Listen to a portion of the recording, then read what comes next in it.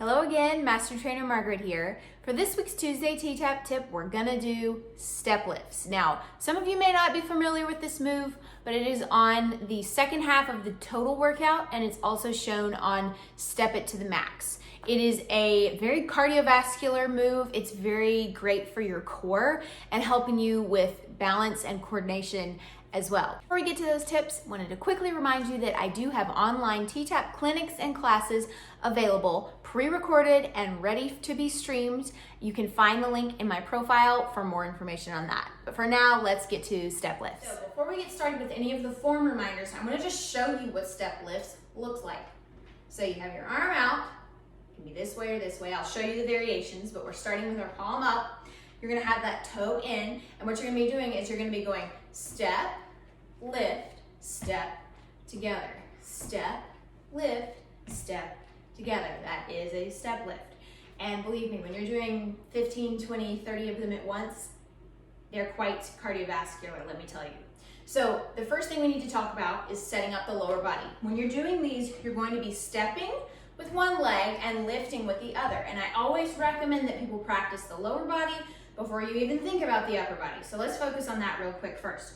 You're gonna be making sure this leg that's stepping out is straight from toe to heel. A lot of us wanna duck our foot out. Right here, you're wanting it straight from toe to heel when you step, and you want that knee towards the little toe. This other leg, you're gonna be lifting it. You wanna make sure that your toes are in. Teresa called this pigeon toe. You're thinking pigeon toe, because notice when you do that, go ahead and pigeon toe and feel where you're feeling it up here on your waistline and also on that side of that glute. Oh, you're feeling it much more. If you do this, feel where you're feeling it. Top of that quad. Do it with your toe in. It makes it much more challenging to do, believe me. Something else to remember about your leg, I don't care how high you lift it, seriously. Teresa had a very long torso, and if you're a long torso, your legs are short, so you can keep your core activated and you can lift your leg really high. I'm more of a short torso, so when I lift my leg for these, I can't go that far, and that's okay. You only go so far as you can still keep your core activated and you can still keep those ribs stacked over those pelvis. So it's just enough to get that activation in your core when you lift that leg.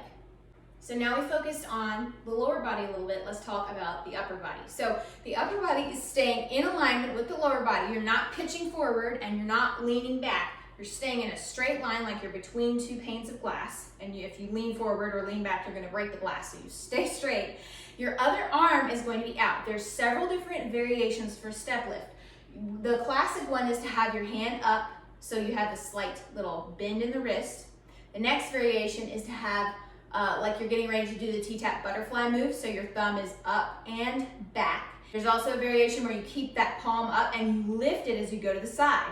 So you would step, you would lift, you step together, and then if you're lifting it, you go step, lift, step, together. That's where the variations get fun, because you can go step, lift, and you can go up and down. So you could go up and down with that other arm. So there's a lot of different variations that you can do for this, whether you're lifting it up or you're keeping it straight out. What's next? Well, we're gonna talk about what is our core doing here. Because if you're doing this move and you're not thinking about activating your core, you're going to not get as much out of it there. So what I like to tell people here is when you're stepping up for step lifts, you will have your hand pressing on that side of the glute. So whatever side that you're lifting, your hand is there and it's pressing not only to activate the lats, but this hand is pressing in the hip as you lift that foot so that you can keep the hips square to the front of the room and get maximum muscle activation in that top of the hip, low waist area. When you are pressing there, you're forcing these hips to not just tip over. You're thinking about keeping those hips square to the front of the room as you lift that leg. And you have your hand out for balance. This hand is really out for balance, but also for muscle activation on the opposite side of your body. So when you're doing that lifting, you have to think about your belly button pulling into spine, and you have to think about not leaning back, because a lot of us, again, we walk with this excessive anterior tilt to our pelvis, which when we do step lifts and we're not thinking about that, you're really just gonna be working your hip flexor and not your core and that area of your waist. So you really have to think, just let your belly go loose, it's okay, and then exhale. In and up, You get rid of that low back curve. Remember, we're not arching out. We're more of a neutral spine here when we're in this position set up to go for step lift. So you're thinking neutral spine. You're always pressing the leg that's lifting. Your opposite arm is out to the side. So that's going to be your setup position for this move. All right, are you ready to put it together?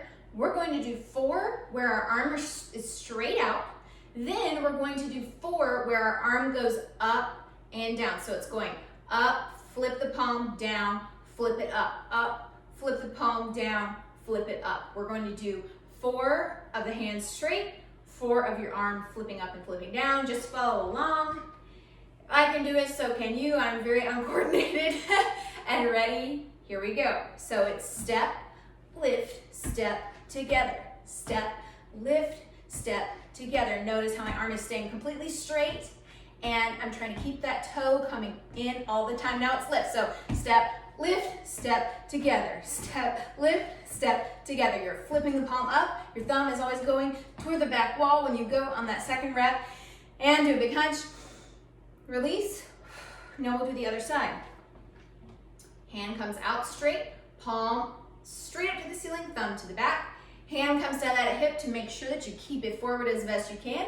Remember to keep your chin in, core activated, and here we go. So it's step, lift, step, together.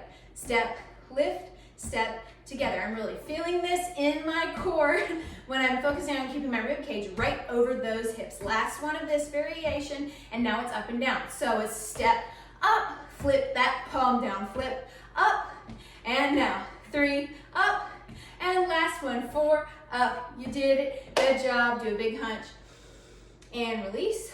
One more big hunch. Knees out, curl up, hunch, and release. Very good.